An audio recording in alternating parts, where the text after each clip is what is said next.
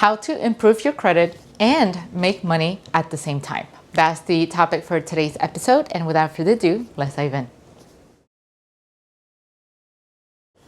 Hello everyone, and welcome back to another episode. For those who are tuning in for the first time, this is your channel for real estate education. So today we're gonna go back and talk about credit cards, how to use them, how to leverage them for your everyday life, not just for a real estate investment, but for your everyday life, and turn that into a habit. So first things first, let's just dive into the board so we can go over the breakdown of your credit score. So in essence, your credit score is made up of the following, right? So we have a pie chart right here, right? And then we're gonna have here 35% that's gonna go down to timely payments. So we have timely payments, and then we have 30% right here that it's gonna go to your debt, if I'm not mistaken. And then 15%, it's gonna go towards how long you've had your credit for, so the length of it. And then 10% is gonna go towards new credit. That's why every time they say that when you apply for a new credit card, your credit score does go down a little bit, but we're gonna talk about that later on. And then 10% is what makes up your credit mix. So we're gonna call this mix right here, right? So in essence, what we are gonna focus on are a couple of components right here, right? So just to address this one thing, the new credit, I know you've heard over and over again that every time that you apply for new credit, you are affecting your credit score by a tiny bit, right? By maybe a point or two, and that's in fact true, it is accurate, but I will encourage you to think of it more as the cost of the transaction. It is the cost of the transaction because when you open up a credit card, you're also increasing your credit line at the same time. And I don't want to spend too much time on that subject. I actually created a video to talk about that a couple of months ago. So I'm going to leave you the link down here below so you can actually check it out. But for the purpose of this video, we are going to focus on this chunk right here, and we're going to focus on this chunk right here. Like I said, we're gonna leverage credit cards as part of our daily spending activity, and at the same time, we are also gonna make money along the way. So the key factors that you're gonna take into consideration in this video are the sign-up bonus points and the usual points that you get every time you're spending your credit card. So sign up, right? Points. And just regular points, so the usual points that you get every time you spend the credit card. So what we're gonna do now, right? So we've got 1 and then 2. So what we're gonna do now is that we're gonna learn how to shift our spending habits. So most of us typically spend money using cash, or we use our debit card, right? And none of those spending habits are gonna help us build our credit or improved our credit, which is composed mainly on how timely you're making those payments and how much you have in terms of debt, how well you manage your debt. So let's assume that every month you make $2,000, right? And then those $2,000 are everything that you can spend money on, right? So your cap is $2,000. You usually go to the ATM and you take $100 cash just so you can have some cash in your pocket, or you can just, use your debit card to pay for everything, pay for your bills, pay for your gas, whatever. So what I'm gonna do now is instead, I'm gonna ask you to swap your debit card for your credit card, right? So you're gonna swap your debit card. We're no longer gonna use our debit card, and we're gonna use our credit card right here.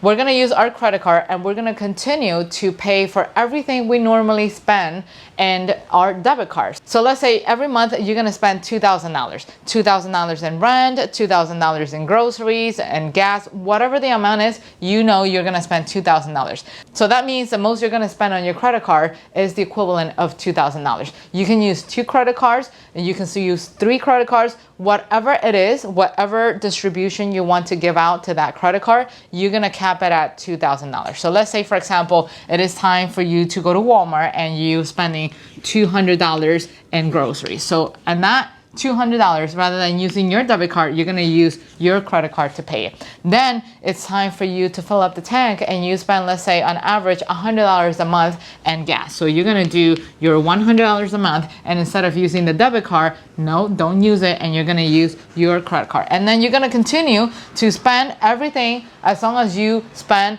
a maximum amount of $2,000. And in the event that you were actually wondering how you can actually pay your rent with credit cards, you can actually do that through a site that is called Plastiq. And I will show you in a little bit how to use that one. But Plastiq is an excellent site that you can use to leverage your credit card. All you gotta do is to upload a copy of your lease, and then they're gonna review your lease, and then you're gonna take that same credit card and you're gonna pay them. You're gonna tell them to send a check to your landlord, and voila. Now you are spending money using your credit cards, and at the end of every month, you're gonna take the same $2,000 that it's right now located in your checking account, and you're gonna use that and pay down the debt in your credit card. So in essence, you're doing the same thing, but you're using a different medium now. So rather than spending the money from your debit card, right? Because your debit card, it's linked to your checking account, and every time you swipe, you see the amount on your checking account go down, right? So if you swipe it for $200, that means your checking account is going to show that you have $1,800.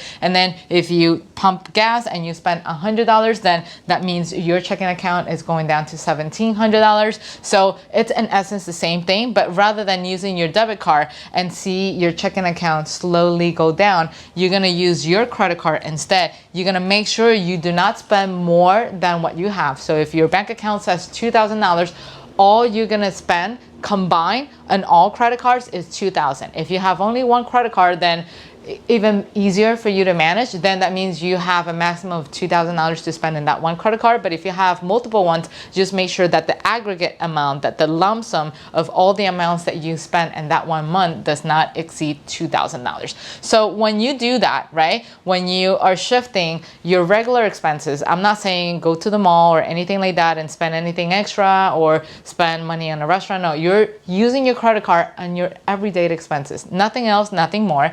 And you're paying it down with the amount in your checking account. You are addressing, you're actually showing the banks, you're showing the lenders that you know how to make your payment, because of course you're going to take the same exact $2,000 and you're going to pay off your credit card at the end of each month whenever they're due. You're going to pay that, so that way you're showing excellent behavior. That means 35% it's going towards good behavior. You're building your credit that way, doing something that you normally do in the first place. Then the second thing that you do is that you are showing the lenders that you also know how to manage debt. Every month you're spending $2,000, but at the same time you're paying off that $2,000. That's an excellent way to build your credit, right? So that's one.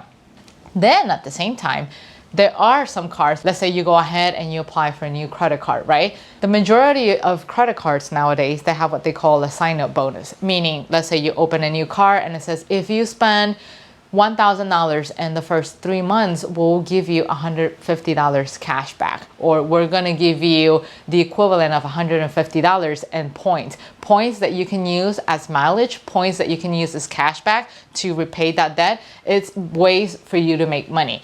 And once you are done with the sign-up bonus, let's assume that you qualify for your regular bonuses. Most credit cards nowadays offer you points. Like, let's say, for example, Chase Freedom, they do 1.5 cashback points every time you use their credit cards. So imagine earning points for every single dollar that you spend. And it's not like you're doing something out of the ordinary. This is money that you're spending anyways as part of your daily expenses, as part of your phone bills, part of your internet, part of your gas, your groceries.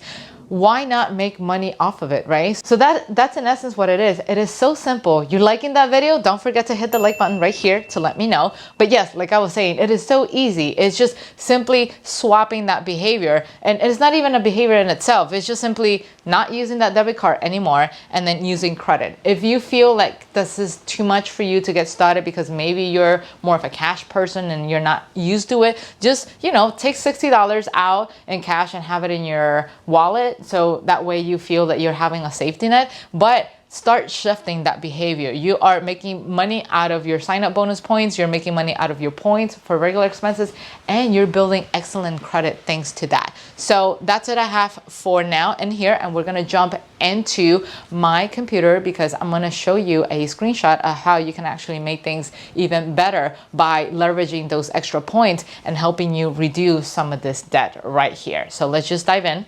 So here's my Chase Freedom card, right? And this month I've spent $3,192 between property management fees, some property taxes here and there, some additional expenses that I need to cover, LLC renewals and stuff like that. And then as you can see here in the screenshot, my minimum payment due for this month is $35, right? So I have $35, my total credit limit, $11,000 in case you're interested. And then I still have $7,318 available, right? Now, when I scroll down through my Chase app, you will see an option that says see rewards and details, or redeem, whatever the option is. So you're going to click that, and then it's going to take you to the next screen, which you will see on your left, and it will give you multiple options, right? You have the option to use it as a cashback, to use it as a gift card, travel points, Apple or Amazon. I typically use it for either travel or cashback. So in this case, I plan to use my points for cashback.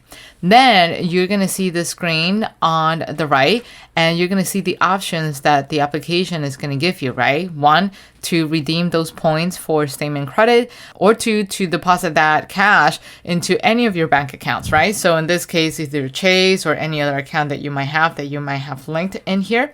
And guess what's going to happen, right? And again, just make sure you remember to never redeem those cashback points as statement credit.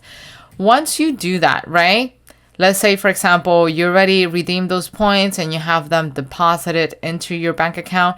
Then what you're going to do, you're going to take the money from your bank account and you're going to pay the minimum payment due. Why am I telling you this? Because if you redeem your points for statement credits, yes, it will reduce your debt, but it will not address your obligation, which is to pay the minimum payment. By you issuing a statement credit, it does not take care of your minimum payment. So make sure you remember that going forward.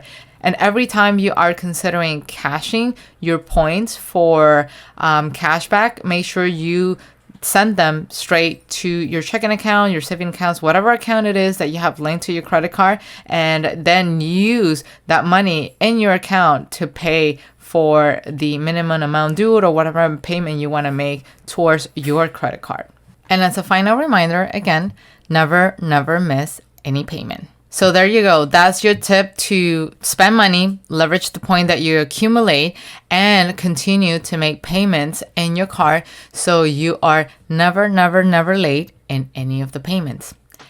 Let's talk about Plastiq. So this is how the Plastiq site looks like. You have a how it works page, and you're going to see, step by step, all the directions, all of the instructions as to how you can actually utilize the website. And then it shows you down here how you can actually make payments towards all these kinds of services just leveraging your credit cards. So you can pay legal services, insurance, you can pay your rent, you can even pay your tuition, your utilities, your mortgage by having Plastiq sending payments directly towards your mortgage for those who are actually wondering. You can even pay contractors. And the way you are going to do that, because I have another tab open here just for you, is that let's assume you come in here, you already created your account with Plastiq, and it's going to ask you who you want to pay. So we have said that what we're going to do is to pay our rent. So what we're going to do is just to simply put down the name of our landlord. So in this case will be landlord 1, let's say for example, and then we're going to pick the country that we want to pay. In this case will be the United States. And then you're going to hit continue. And in essence, it's going to ask you what you want to do. Do you want to do a paper check? Do you want to do a bank transfer and deposit the money directly into your landlord's account? Or you just simply want to do a wire transfer? So either or, and let's say we're going to go with the traditional route, and let's say we want to do a paper check in this case. And again, it all depends on your landlord preferences. I have rented out apartments where they prefer to do an ACH. And for those who do not know what ACH means, it just simply means that you're wiring sending money or you're transferring money directly from your own bank account into your landlord's bank account. But most people usually pay rent using a paper check. So for the purpose of this exercise, we utilize the paper check. And then you're going to hit continue and you're going to type in the address. It could be 123 Main Street. And then we're just going to choose whatever, Flushing, whatever, because this whatever it's here. And then the city, we're just going to type in, Flushing, just like it showed before. And we're just going to hit continue. And it's going to verify your address. Your address is incomplete. You have the choice to either use the undeliverable address or just review and update the address. For the purpose of this exercise, we're going to just simply use the undeliverable address because we're creating a fake address. And then it's going to ask you what service does the recipient provide. In this case, you're going to choose business or rent, commercial rent. You can select everything you want. In this case, let's just here. Let's just select residential rent and condo fees. And then it's going to ask you for the phone number, 123-456-78910, yada, yada. And then the email address, 123aol@gmail.com, right? Because we're just simply making stuff up. And then you're just going to hit continue. And then you're going to review the information. And you have to check, okay, save this person as the recipient of your rent. And then the next thing you do is just simply select this one recipient and send the check and select the date that you want to send the check out to, or the date that you actually want your recipient, in this case your landlord, to receive the check, and voila, you're good to go. So I'll see you back outside. And that's it. That's all I have for you today. Hopefully you really liked the video. And if you did, please do not forget to hit the like button right here. Let me know what your thoughts are. I would love to see your comments. And that's it. Don't forget to subscribe if you haven't done it already. And I will see you guys next time. Take care. Bye-bye.